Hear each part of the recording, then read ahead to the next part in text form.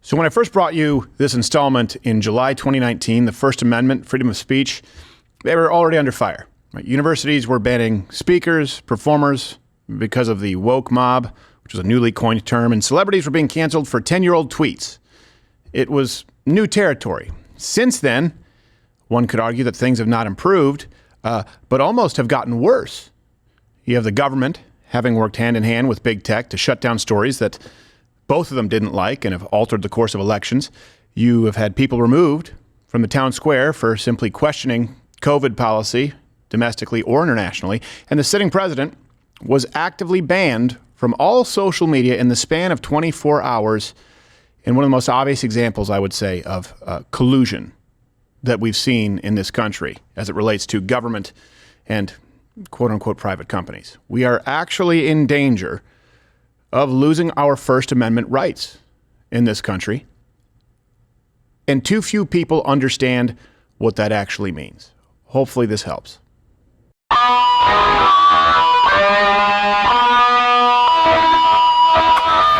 Hi there, Stephen Crowder. Happy 4th, or Independence Day if you prefer. I prefer 4th because it's easier to say. I'm also wildly uncomfortable, as you are now, I'm sure, the viewer. We're here with David Barton, Wall Builders is the organization, and he's sort of like the MacGyver of historical artifacts. You give him a bent back paperclip and an empty straw, and he will give you the Declaration of Independence. He just finds them out of nowhere.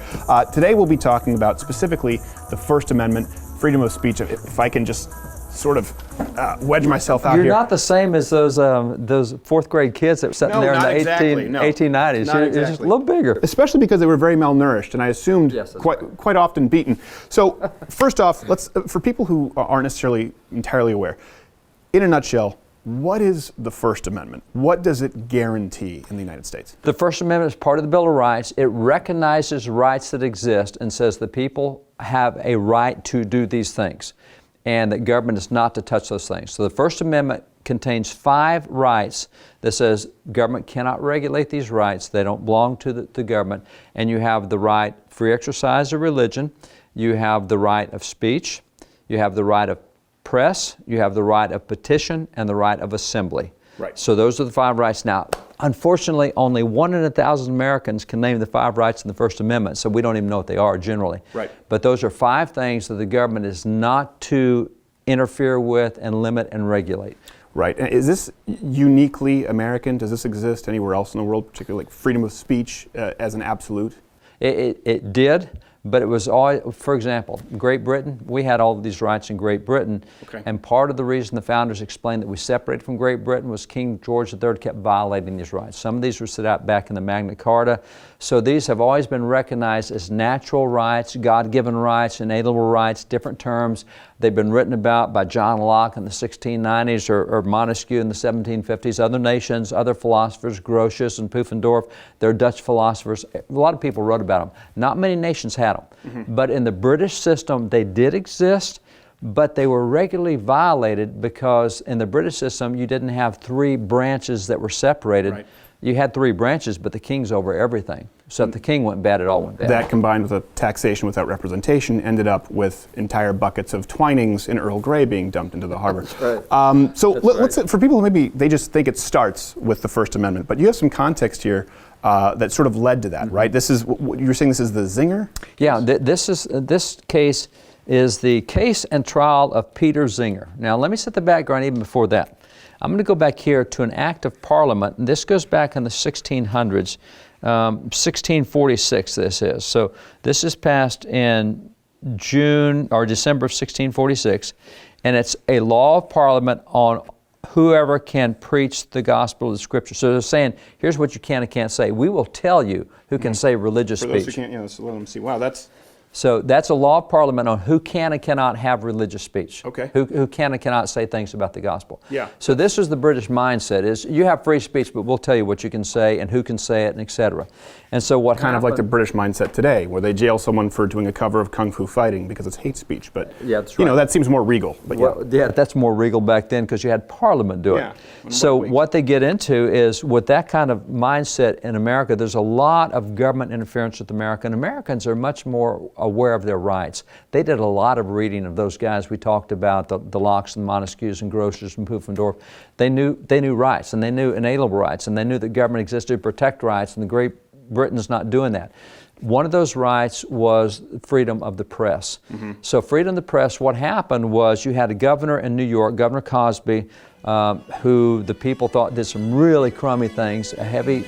Once a Cosby, always a Cosby. Oh. All right, I apologize. So he did some inappropriate things, we should say. So we'll say inappropriate is the word there. Yeah. So he did inappropriate things, and a newspaper publisher, Peter Zenger, criticized that in writing. He did it in press.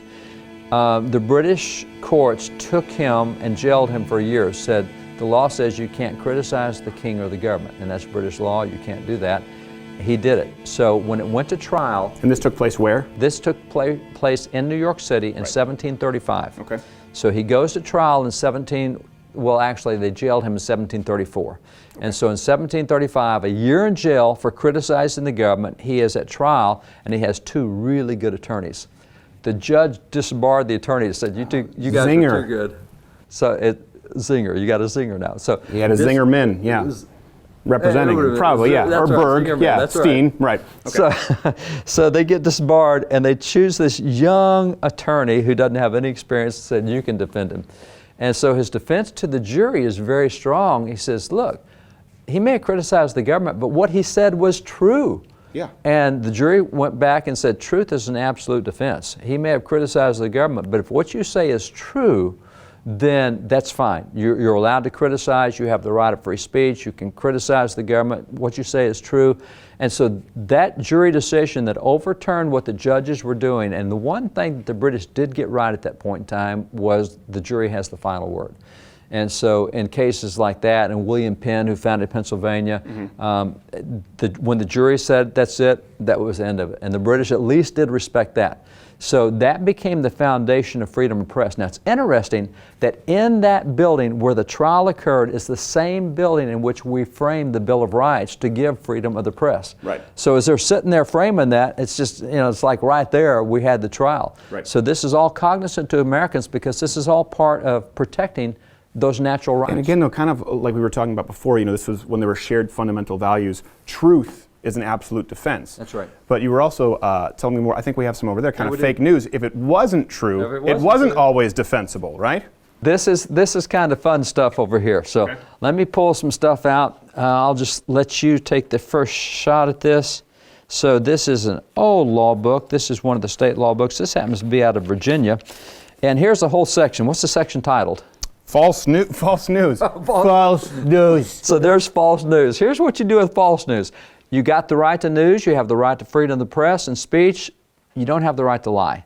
And so what happens is you can lie, but you need to be held accountable for it. So this is where we would provide provisions, and here's another one of the law books with this kind of fake news stuff.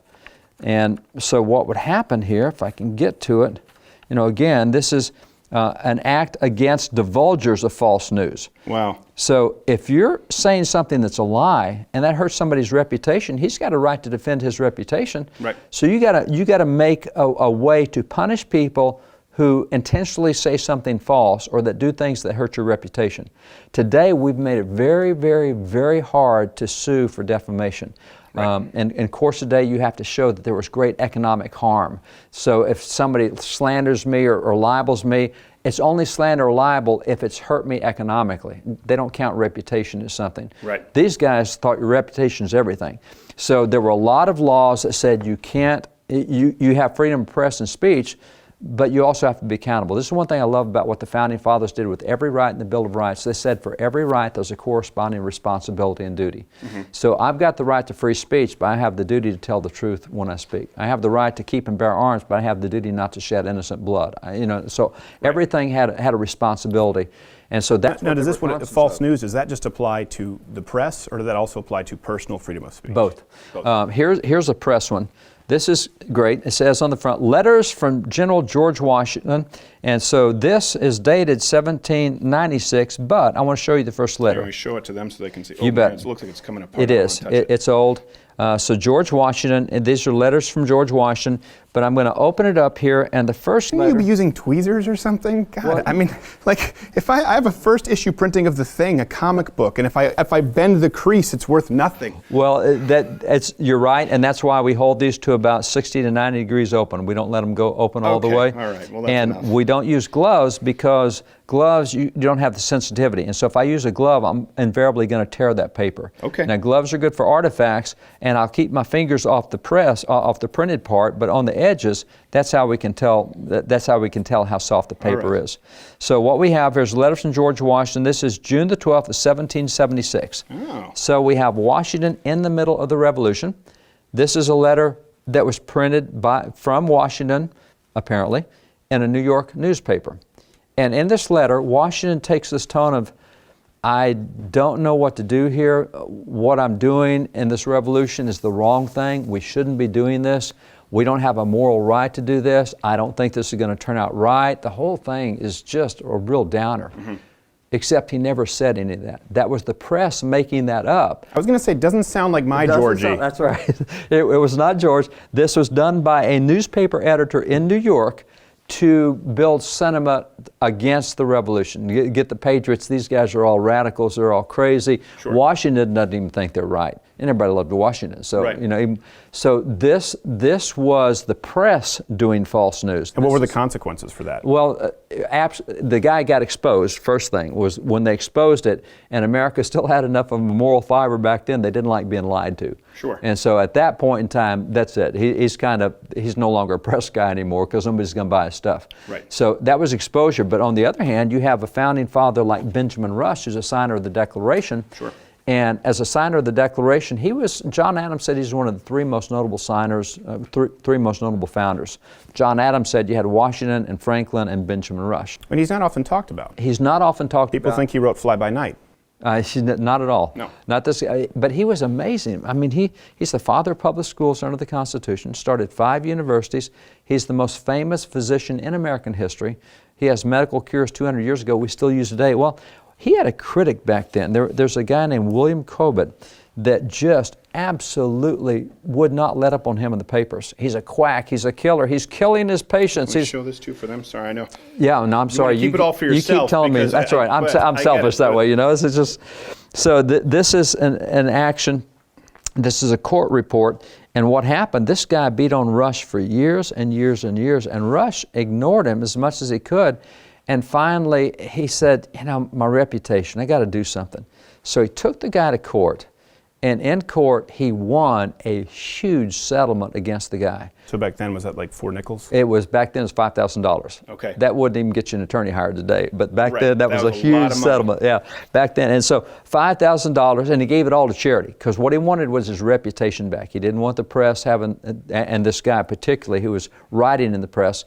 So an individual action against a person, and Rush won it in court. And that stopped. The guy had no more criticism of him after that. Rush got his reputation back.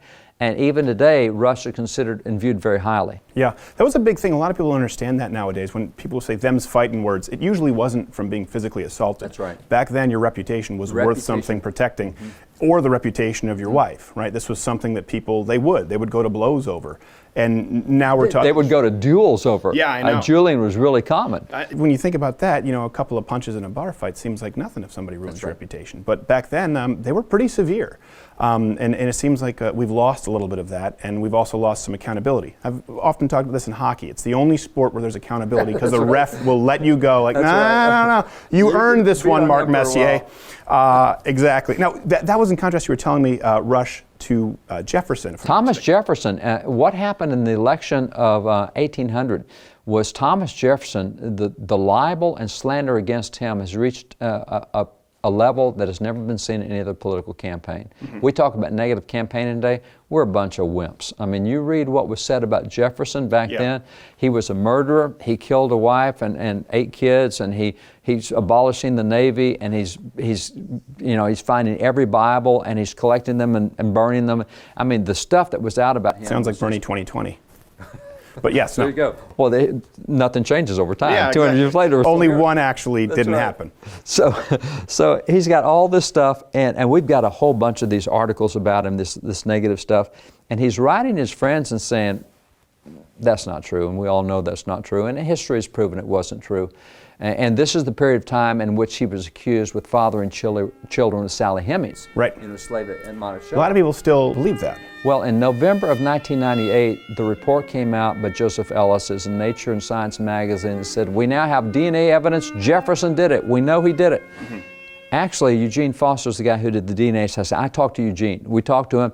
He said, no, I told him that. We did not even use Jefferson's DNA in the testing. And so what happened, Joseph Ellis was a huge fan of Bill Clinton, and Bill Clinton was being impeached for the Monica Lewinsky stuff at the time, and he thought, if we can say Jefferson did that, we can say Jefferson's a great president. This had no effect on his presidency. And so Ellis had actually been part of a full-page ad in the New York Times on how great Jefferson was, shouldn't be impeached, and this seemed to help it. Okay. So when the piece came out, and by the way, we talked to Eugene Foster, he did a second DNA testing, and same thing. There's no evidence that Thomas Jefferson did this. So to this day, everybody knows there were 211 news outlets that carried the announcement that Jefferson did it. Mm-hmm. 6 weeks later, they pulled the story back, said, sorry, we were wrong, but only 11 outlets carried the retraction story. Was it kind of one of those first story front page retraction, somewhere in the sports section? That's right, in the advertisement section. Somewhere next to Garfield in the comics. Exactly. Yeah. And so people today still think Jefferson did it. Jefferson, back then, he said, I'm not going to take these guys to court. He said, I could easily disprove them in court. I can show. He said, but you know what? I trust the good judgment of the people. I trust that there's a God in heaven before whom these liars will stand, and they'll have to account to him. He went through 3 reasons he just didn't think it was worth taking to court. It's interesting that today, one of the reasons the critics of Jefferson used, they said, he never denied the affair with Sally Hemings, therefore he's guilty of it. Yeah. No. So he's a guy that did not take advantage of his ability to prove his innocence back then, and today we say, well, he must have done it. So, but Rush did, and so we have a different opinion of Rush. The people who might be a little nervous hearing this saying, well, of course, okay, you shouldn't lie, commit libel or slander, but there is some concern that someone in power can more easily say, well, that's not true, that's libel or slander, and they have the ability to tip the scales of justice. That's what people would say about Donald Trump, for example, that, well, this is true, he just doesn't like it, and so that's why there are more protections of the press. Yeah, there was a lot of cause of action back then, and a jury of your peers is what decided. The government didn't decide, the jury decided. And we don't do this anymore today, but at the time of the Founding Fathers, if a judge overturned a jury decision, that was an impeachable offense for a judge. You just did not do that. You did not overturn the will of the people. Right. Today, judges are all the time sitting aside jury verdicts. Oh, that amount was too much. You got to sit it aside. So their defense back then was, government, this is our protection because our peers will look at it and say, nah, the paper was right, you were wrong. And has there been precedent set to be really clear in delineating between outright lies, fabrications, and just having an opinion that might be insulting? Well, not anymore today, because it is so hard to sue for your reputation. Again, you have to prove economic hurt. And the average American can't prove that he's been economically hurt by lying. That's why I love what's happening with Nick Sandmann. I hope Nick Sandmann does really well. The kid on the mall that was accosted by the Native American. The Covington School. And so he's sued so many of these media outlets, and if he is able to prevail in that, then people start getting their reputation back. But I want to make sure people understand that the First Amendment still would protect, for example, op-eds that are unpopular or really opinion serious pieces. That's right, yeah. Opinion pieces. But when you come out and make it fact, right, and you said George Washington wrote this, no, that was a fabrication all the way around. Right. And you didn't do see, we hold doctors liable for malfeasance if they don't do due diligence. Right. And for a reporter not to do due diligence. Now, if you want to say this is my opinion, here's an opinion piece, right, got it. If you want to say Donald Trump is an idiot, George Bush was wrong about Iraq, he's a crappy president, Barack Obama sucks, people can say that.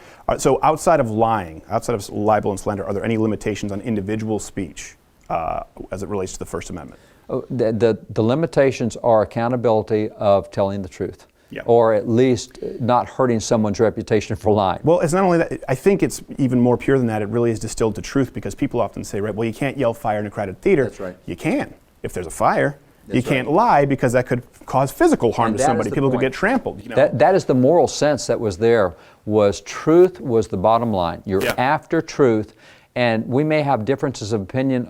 That's why you rarely see slander or libel cases in the abolition time, because there was two opinions on the worth of blacks. Those are opinions. Yeah. But to absolutely come out and say that you said this when you didn't, or that I accuse you of something you had no part in, that's where it crossed the line. And it's interesting that, like you said, there was a time where these were sort of shared moral values, where we said, okay, if we're going to have freedom of speech, which is a pretty radical idea. Like you said, it existed obviously in the old land, but it wasn't necessarily enforced equally. But we said we are going to have true freedom of speech. There was a shared value that truth is really important. Whereas when we've moved away from that, now people don't even understand the First Amendment, where they say you can't yell fire in a crowded theater. Well, it's not about yelling fire, it's about the truth. That's right. They say, well, hold on a second, you shouldn't say this on campus. Well, it's not about it being offensive. It's someone saying something that is untrue. And it's really become a territory that with my generation, kids have no grasp of it. And they say it's reductive. But I do think the First Amendment really can be incredibly reductive. It comes down to, are you telling the truth? Or are you knowingly lying? That's right. I should say, because people can be wrong. Right. And intent was a large part of it. Right. You know, I mean, of course, the Jewel case with the bombing in Atlanta in '96, the newspapers held liable, and the others that reported it were also liable, but intent was a big deal. You had to have an intent to lie, not tell the truth, to hurt someone with falsehoods. And that intent was really big. If it was innocent, that was one thing. And it really can be boiled down to it. Then First Amendment applies to all. It is absolute, provided that you are not knowingly lying. That's right. Offense, it's covered. Unpopularity, it's covered. Something that really bothers somebody or might be even knowingly hurtful of someone's feelings but not dishonest, it's covered. Dishonesty is the one. And that was why with every right there's a corresponding responsibility. You got a right to free speech, free press, but you have a responsibility to tell the truth. Right. And let me ask you this. This is kind of a little bit more macro. We do have to get going. We have some other installments, of course. Click the button, watch them on YouTube. For example, Bernie Sanders, to go back to Bernie Sanders, has talked about how the Boston bomber shouldn't lose his right to vote. Or even let's scale it back, because that was a headline that convicted violent felons maybe shouldn't lose their right to vote. What was the idea from the Founding Fathers, for example, if you violated those responsibilities with those rights? For example, let's say, of course, you had the right to carry a firearm. But if you shot somebody and killed somebody, to what degree would you lose access to those rights? You know, it's an interesting thing, because we look at voting as a right. They did not. They didn't see voting as a right. They saw it as a responsibility. It was a duty. It was something you owed. It was you choosing your government under which you live. And if you've committed a heinous crime, you shouldn't be choosing the leaders, because your whole moral sense is skewed. If you think it's okay to take somebody's life, you're not the one we want choosing our leaders. Right. And so there was an exclusion that happened there. You have proven yourself unworthy of knowing the moral sense of what your leader should be. And so for them, there was a penalty. And even as I grew up in school, because I obviously have white hair, you don't, it was a big deal to lose your right to vote. And that was a deterrent to crime, actually. Voting was so important to us that when we were reminded that if you do this, you lose your right to vote, oh, I'm not going to do that. That was actually a deterrent. It would not be today. Right. Because we're so sloppy with that right, and we don't cherish it. Or you could lose your right, obviously, to carry a firearm. That's right. And that was big stuff. Yep. And so we understood how important those rights were. Now we're kind of an entitlement mentality. This is what the government owes me.